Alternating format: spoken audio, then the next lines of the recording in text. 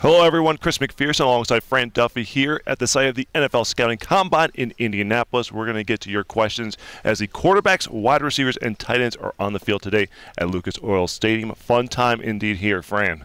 Oh, absolutely, and it's the best drill in the combine is airing right now. That's the gauntlet drill with the wide receivers, where they're going to catch multiple balls over a very short span of time. They've got to be able to show the dexterity to reel in those passes, then work to the next one, stay on line, and then get down to the other side of the field. So you get to see these hands on these guys and just see how natural they are at the catch point. All right, so we recapped the offensive lineman and running back workouts yesterday. Make sure to check out the Journey to the Draft podcast for more. We also have the winners of the day on PhiladelphiaEagles.com and all of our social media channels. So, of course, were there players who you were looking forward to seeing out here today? And any initial thoughts? Of course, the workout's still going on, but anyone who kind of has piqued your interest or maybe performed above expectations? Well, obviously, Eagles fans aren't too excited about the tight end position, just because we've got the best tight end room in the NFL right now. But I thought a couple of the guys really stood out this morning. Jay Sternberger from Texas A&M really held up his end of the bargain, was really, really athletic, and looked good at the catch point. Irv Smith Jr. from Alabama, I would say the same thing. From the receivers so far today,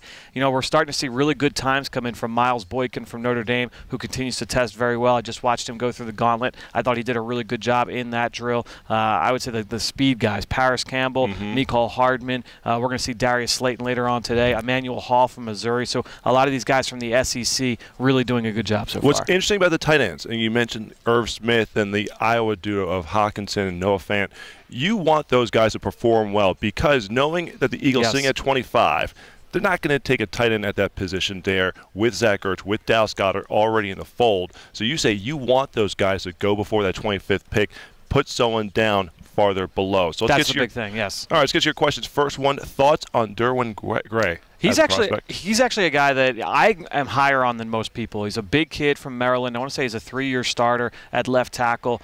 Really great length. I mean, that's really what stands out to him watching him on film, is his size and his ability to move people on contact. He's not a great athlete. I did think he moved pretty well in person yesterday, watching him go through drills. I know the numbers weren't outstanding, but when you watch Derwin Gray, he does a lot of the things that last in the NFL. He plays with pretty good technique, and again, he's long, he's strong, and he's powerful. So I think when you look at him, he does have starting traits at the next level. All right, next question here. Which position group is stronger overall? I think this is a pretty easy one for you to answer, Fran.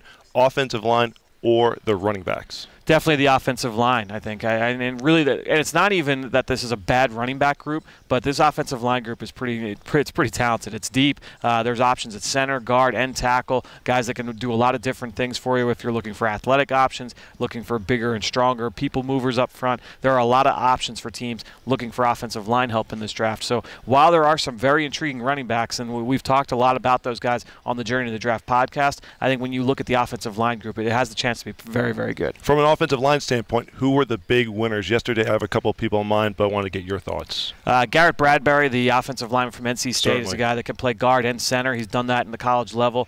He's gotten some comparisons, especially after the workout yesterday, to Jason Kelsey, ironically. So I think when you look at Bradbury, he's got the ability to impact a scheme where he's out on the move. Get him in the zone run game, out in the screen game, out in space. He does an outstanding job. So you look at Bradbury. I think Andre Dillard, the left tackle from Washington State, he had been talked about as a late first-round pick, potentially an Eagles target there with the 25th selection.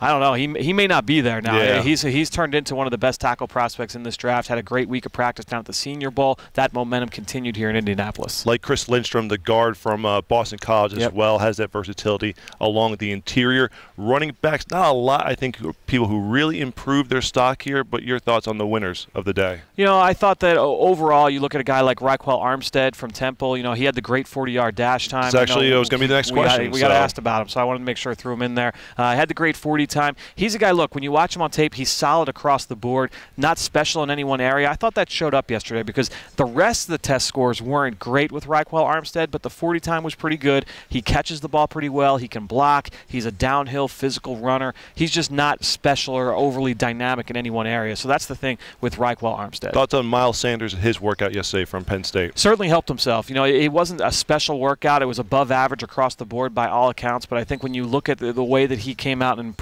proved that he could be a solid athlete in the NFL level. I think that he showed that. Not a guy, again, that's especially dynamic, but he's coming into the NFL with plenty of tread left on his tires. He only was a one-year starter, obviously sat behind Saquon Barkley throughout the course of his career, but he was a former five-star recruit himself, was one of the top running backs in the nation coming out of high school. So a lot of talent there, doesn't have a lot of reps under his belt at the college level, so you're hoping that his best football's ahead of him. Your thoughts on players like that, like a Josh Jacobs from Alabama, who don't have a ton of reps of experience like that at the college level? Well, I think now people point to Alvin Kamara rather, as the guy that, oh yeah, this is what you hope that he's going to be. We've seen players like this come out before, and there's mixed success. I mean, with experience, you have guys that have proven that they can do it at a high level. I'm not sure, that all those guys are always going to pan out, but it's certainly good to bet on upside. Is there a player after yesterday's workouts who you're excited to go back and study more of leading up to the draft?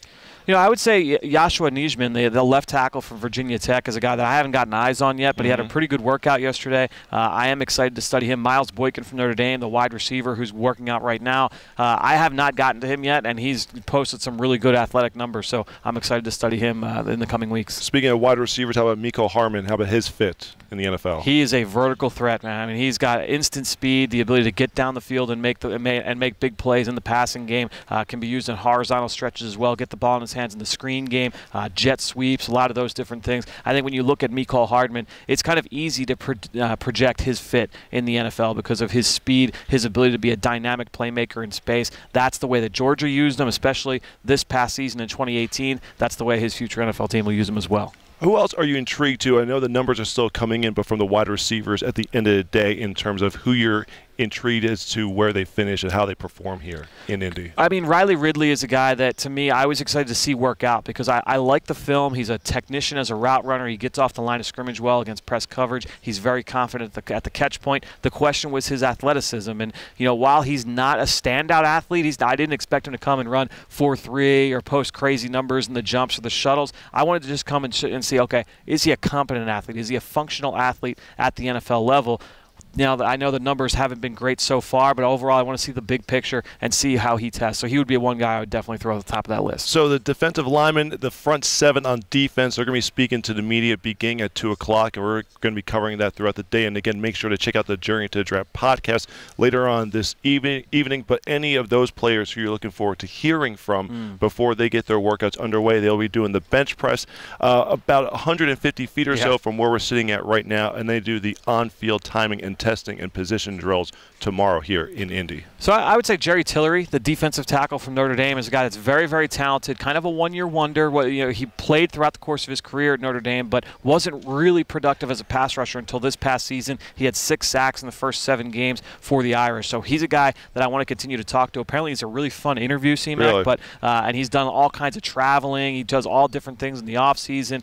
I want to get a sense of how much he loves football and see what his preparation is like. So I'm excited to talk to Jerry Tillery, but a lot of these pass rushers as well, Ja'Kai Polite and Brian Burns and Josh Allen and Cleveland Farrell, all these guys that are being talked about as first-round prospects, I'm excited to kind of talk to them and just see where their head's at, what their preparation is like, how much they love football. That's one of those things that I'm excited to kind of talk to these guys. We only talked to them for a couple of minutes here and there, so we're not going to be able to paint a whole picture, but just get a little bit of a taste of what they're like away from the field. All right, so we're going to have more coming up later on this evening on the Journey to the Draft podcast. Make sure to subscribe and download wherever you listen to podcasts. Any last points here, Fran, before we wrap up for... No, I'm excited to watch the rest of this wide receiver workout. Again, talk to the guys in the front 7, and then we'll put our final thoughts on the Journey to the Draft podcast later on. Indeed. So make sure to check that out. And before we sign off here from Indianapolis, I have to wish my mom a very, very happy birthday. Oh, happy birthday. Happy birthday, Mom. So that's going to do it for us. He's Fran Duffy. I'm Chris McPherson. Thanks for joining us. Make sure to check out our coverage on PhiladelphiaEagles.com, our app, and all of our social media channels all throughout the weekend here from the NFL Scouting Combine.